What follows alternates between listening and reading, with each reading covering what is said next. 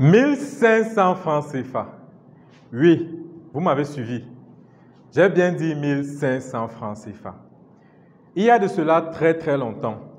À cette époque, je faisais la seconde au lycée technique de Hombé. L'année scolaire venait de s'écouler et nous étions en vacances. Mes parents et moi habitions à Moyoka. Moyoka, c'est une petite localité où environ 90% de la population ne vit que de l'agriculture. Là-bas, on cultive du manioc, on cultive des noix de palme, on cultive des arachides, on cultive du maïs, on cultive un peu de pastèque et on fait aussi un peu d'élevage.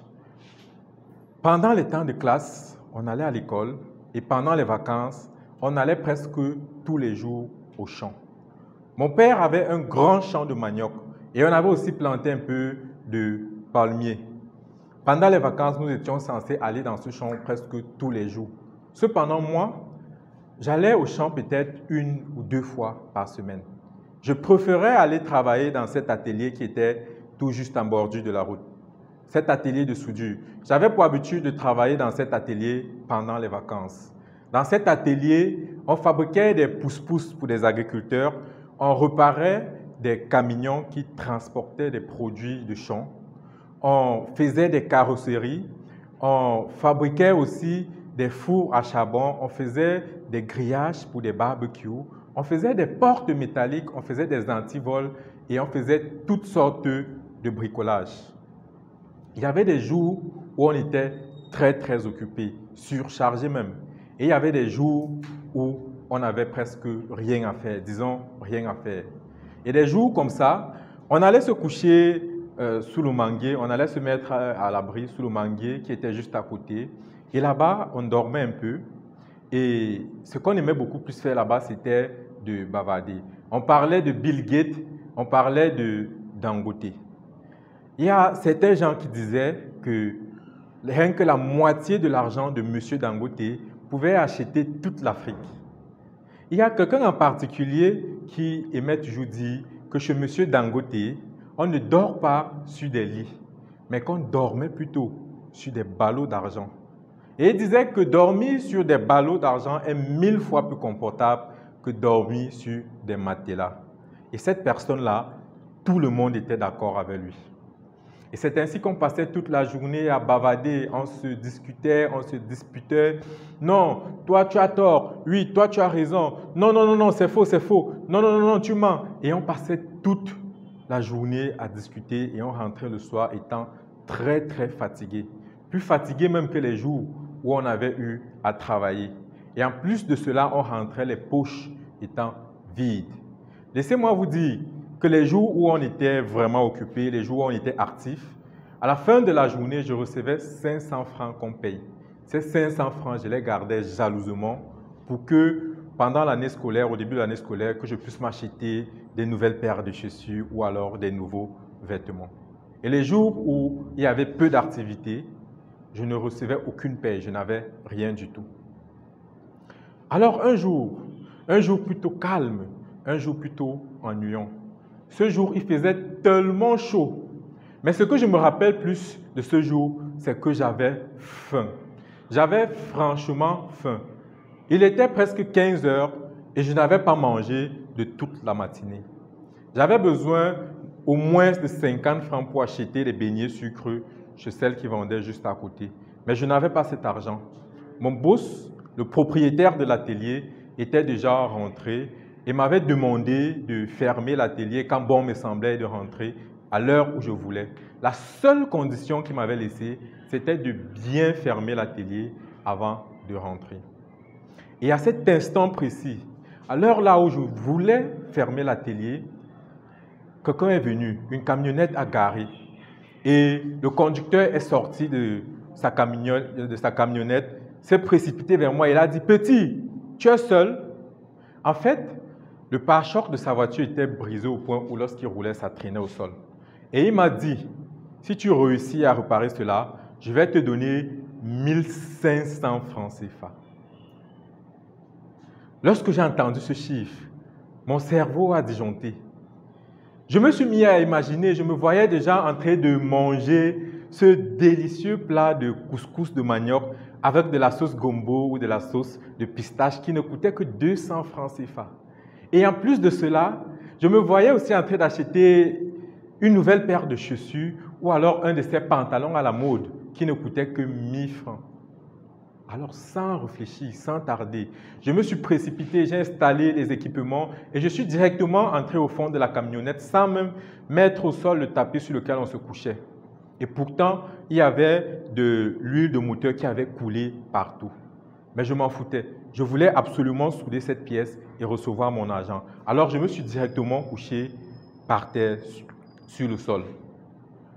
Étant en bas de cette voiture, lorsque j'ai fini de réparer la pièce, de souder la pièce, j'ai constaté quelque chose. En fait, j'ai constaté un autre problème dont il ne m'avait pas expliqué. C'était un pignon. Un pignon, c'est une pièce mécanique ronde qui a des dents tout autour. Ce pignon avait un peu décalé de sa position initiale et touchait une autre partie de la voiture, une tôle, une partie de la tôlerie. Et pendant qu'il roulait, ce pignon frottait sur cette tôle et ça faisait énormément de bruit.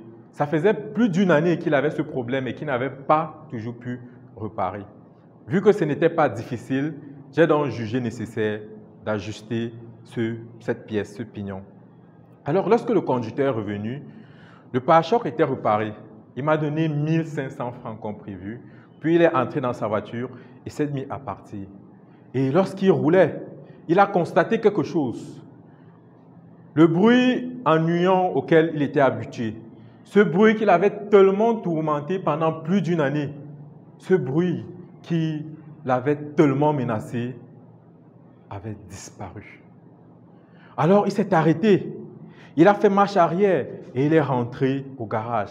Puis il est sorti de sa voiture, il s'est précipité vers moi et a dit « Mais petit, comment est-ce que tu as réussi à faire ça ?» En fait, son mécanicien lui avait expliqué que le bruit qu'il y avait dans cette voiture était dû à une panne qui venait d'une petite machine qui était incorporée dans sa voiture. Et le mécanicien lui avait dit que cette panne, personne en Afrique ne pouvait réparer cette panne. Il n'y avait que les constructeurs de cette voiture, c'est-à-dire l'entreprise Toyota, qui pouvaient réparer cette machine. Et pourtant, je venais de réparer la soi-disant machine. Alors il m'a regardé avec tellement d'enthousiasme et il m'a appelé le machiniste noir. Et j'étais là, j'étais surpris. C'était la première fois que j'entendais ce nom. Et il m'a donné 1500 francs de plus. Ce jour, je n'étais pas seulement heureux, j'étais fou de joie. Je ne pouvais pas me contenir. Alors vous qui me regardez, je tiens à préciser le fait, je tiens à insister sur le fait que si le nom de cette chaîne, c'est le machiniste noir, ça ne fait pas allusion à une quelconque forme de discrimination raciale ou de racisme. Si le nom de cette chaîne, c'est le machiniste noir, ce n'est pas parce que je suis noir, mais c'est parce que ce jour, le jour où tout a commencé, ce jour-là, j'étais noir. Je m'appelle Caleb Camara, je suis ingénieur en mécanique de productique, je suis fabricant de machines. Et sur cette chaîne, je partage mon expérience. Sur cette chaîne, je mets en évidence certaines solutions qui sont utilisées ici en Afrique dans l'entrepreneuriat. J'interviens beaucoup plus dans le domaine d'agroalimentaire, dans le BTP et quelquefois dans des entreprises de cosmétiques et de mines et de chimie aussi. Alors j'invite tous ceux-là qui me regardent, ceux-là qui ont des compétences en des matières ou alors en des domaines en particulier, ceux-là qui veulent contribuer à l'évolution de la technologie ici en Afrique, de laisser leurs avis, de temps en temps, lorsqu'il y aura des vidéos ou des thématiques à aborder, de laisser leur contribution dans la rubrique commentaires. Je tiens aussi à insister sur le fait que tous les commentaires doivent être constructifs. Les commentaires doivent être positifs. Et je vous dis merci à vous qui me regardez. Merci à vous qui participez à ceci. Et surtout, si vous voulez me soutenir, si vous tenez à me soutenir, la meilleure chose que vous puissiez faire, c'est de liker et c'est de partager au maximum. Je vous ferai des vidéos au moins une fois par semaine, notamment le dimanche matin. Et je vous dis à très bientôt pour une prochaine vidéo. Merci. Ciao.